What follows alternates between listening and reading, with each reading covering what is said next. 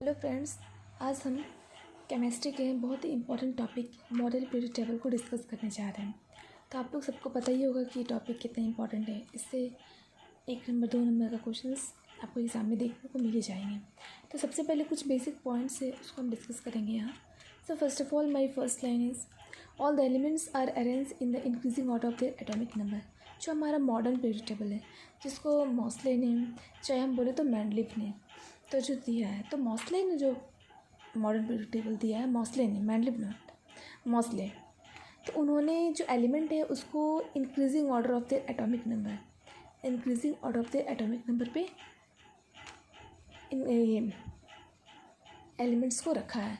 सो तो the first point is that the modern periodic table is based on the increasing order of the atomic number, not atomic mass. I am talking about the atomic number. Second one is the horizontal row, that is like this. This is horizontal row.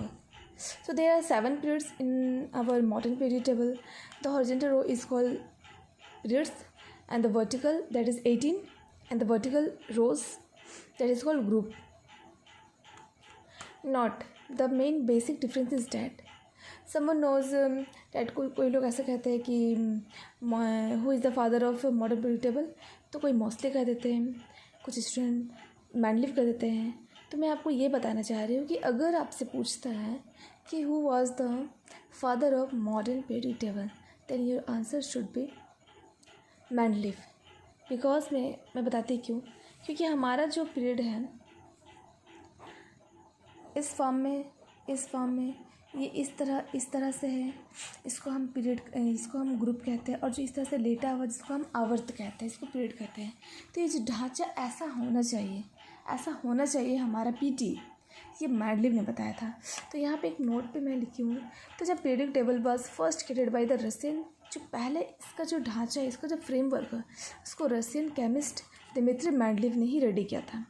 Letter the English chemist Henry Moseley इसका revised form, इस period table का revised form को हम लोगों के सामने, ताकि हम इजी से स्टडी कर सकें एलिमेंट्स के, जिसको हम मॉडर्न पीरियड टेबल कहते हैं। तो अगर हमसे पूछे who was the father of modern period table, तो जो हम यहाँ पे मैंडलिफ का ही नाम लेंगे। और यहाँ पे सबसे पहले एलिमेंट को पढ़ने के लिए सजाया जाए, वो सबसे पहले हमारे साइंटिस्ट डोब्राइनर ने दिया था। क्या? लॉ ऑफ ट्रेड्स, ट्रिक का नियम बोलते हैं, चाहे लॉ ऑफ ट्रेड्स, इनको डोब्राइनर ने दिया था 1829 में। इन्होंने एलिमेंट्स को क्या 3 करके ग्रुप में बांटा था।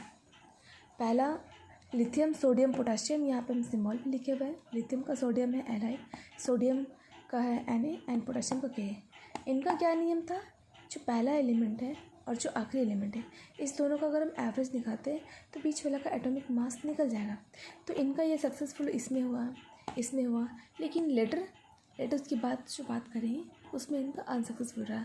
तो पहला लिथियम, सोडियम, पोटासियम इसमें सक्सेसफुल रहा। Second calcium, strontium and barium, calcium का Ca, स्ट्रोंटियम का Sr, बेरियम का Ba। यहाँ भी फर्स्ट और लास्ट का मतलब एवरेज ये भी सक्सेसफुल रहा, लेकिन उसके बाद से इनका नियम नहीं लगा, तो इनका भी नियम ड्रॉबैक हो गया। उसके बाद जो साइंटिस्ट आए थे वो न्यूलैंड्स हैं। न्यूलैंड्स ने क्या दिया था? अष्टक का नियम, जिसको हम लॉ ऑफ ऑक्टेव्स कहते हैं। और इनके समय जो नॉन एलिमेंट था वो 56 था। तो इनके टेबल में 56 एलिमेंट को सजाना था। इनका क्या नियम था कि जो पहला एलिमेंट है वो हर 8वें एलिमेंट से मैच करेगा, और ऐसे करके इनका 40 तक तो मैच किया, लेकिन 40 के बाद ये नहीं सजा पाए, तो इनका भी ये अनसक्सेसफुल रहा। इनका पीरियड को देख लीजिए 1865। उसके बाद लेटर हमारे आते हैं modern period table, that is Mendeleev. तो मैंडलिफ ने इस टेबल को 1869 में बता दी थी, मैं पीरियड में बांटा, ग्रुप में बांटा, ठीक है, लेकिन ये पब्लिश नहीं हुआ था। पब्लिश एक न्यूज़पेपर का यहाँ नाम है जर्मन जनरल न्यूज़पेपर 1872 में। तो वो सबने सोचा ये क्या है।